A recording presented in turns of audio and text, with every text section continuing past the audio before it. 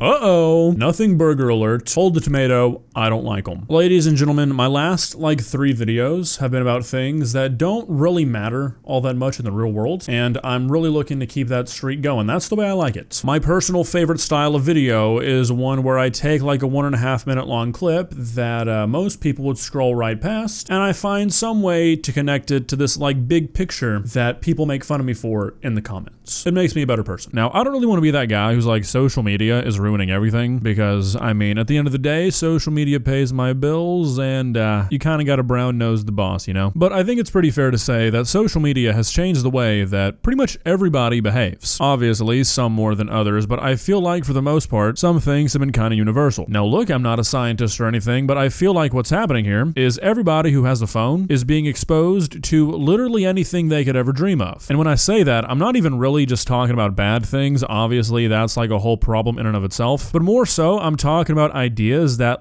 if they didn't have a phone, if social media didn't exist, they'd probably never think of. For example, walking up to a business owner and being like, hey, can I change something crucially important to your business and expect you to like it because I'm making a TikTok? Now, that might sound a bit hyper-specific, and that's because it is. Like I said in the beginning, this is a little bit of a nothing burger, but you know what? These are my favorite to make because talking about things that actually matter, lots of pressure there. Too much for a guy like me, so when the opportunity rolls around to talk about something that is interesting, is not pointless to talk about, but is also not earth-shattering, I'm gonna take it, okay? Earlier today, I saw a TikTok of a guy who walks into a local business and hands them an entire mock-up of a new logo that he made for the business, completely unprompted. The business owner is not super receptive to this, and because of that, the guy seems to get a little annoyed. And while this video is in absolutely no way, shape, or form me saying this guy is a bad guy for doing this, or even necessarily that he shouldn't have done it, I feel like it is sort of an interesting case study to look at this guy who's not an influencer, he's not paying his bills by making content, and just see this real world example of how people are influenced. I'm sure this guy has seen one of those videos where a guy walks into a business that he's definitely talked to before, he's explained what he's gonna do beforehand, and he's like, hey, I was just walking down the street, me and you definitely didn't talk about this a few hours ago. I'm a videographer, can I make a free commercial for you guys? And they're like, yeah, and everybody's super enthusiastic, and it's obviously scripted, but people see that and they don't always put that together, and then I guess stuff like this happens. And again, before we get into this, I don't want there to be any confusion. I'm not saying this guy is a bad guy or anything like that. This is just an interesting thing to see in the wild, kind of. So here we are. With that being said, I'm gonna stop yapping. Let's begin. Please subscribe.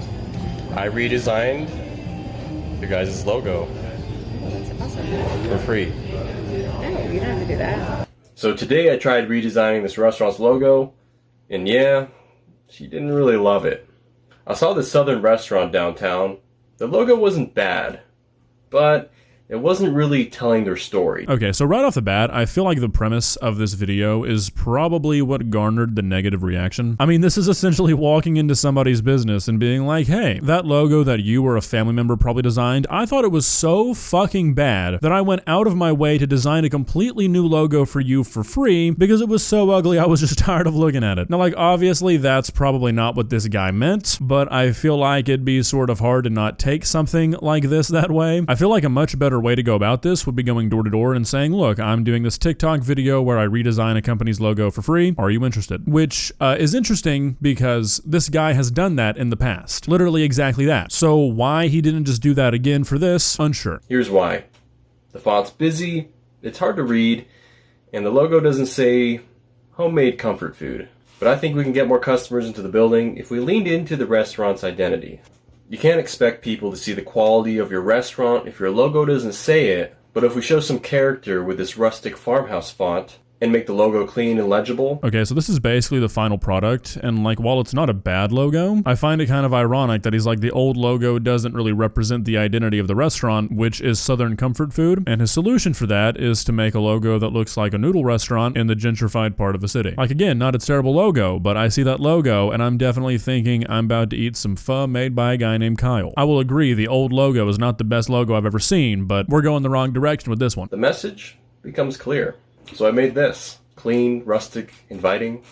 A logo that makes you think, yeah, I'd eat there. Okay, so like again, I'm not trying to knock this guy, but I feel like criticism is good for something like this. And yeah, this logo is neither rustic nor inviting, really. This seems like a restaurant you'd walk into. It was opened 8 months ago. Everybody's kind of mean, and it's owned by a private equity firm. Also, it's definitely one of those restaurants that's like Subway or Chipotle format. Like they don't call it fast food because they don't have a drive-through, but that shit's definitely been sitting there. And that's just genuinely what I get from this logo, not even trying to be funny. What do you think? Cool. I am by myself, so I'm on the phone, and then I have others. Sure. No, I'm not trying to sell anything right now. No. Don't worry about that. No, I just want to see what you guys think. And I'm wondering if that's a style you guys want to, I don't know, go with or in the future. Yeah, I mean, it looks cool. Okay, so clearly this lady was not the biggest fan, and like, I get it. I don't know if I'd go as far to say that this is like insulting, but like I mentioned earlier, if you're not in the headspace of like this guy's just doing this for TikTok content, the way this reads is like this guy was walking past your restaurant and thought your logo was so terrible that he had to do charity work for you, otherwise your business was gonna fail. And obviously I don't think that's why this guy did that, but it's a very strange thing for a person to walk into your business and tell you out of the blue that they went out of their way to do hours upon hours of free work for you for absolutely no reason. You know, that's kind of abnormal behavior, and like I was saying at the beginning of the video, I don't think many people would have that idea ever if it wasn't something they were seeing all the time on social media. She wasn't really feeling it. Kind of disappointing, but hey, not everybody will see your vision right away. But I'll keep designing until somebody does.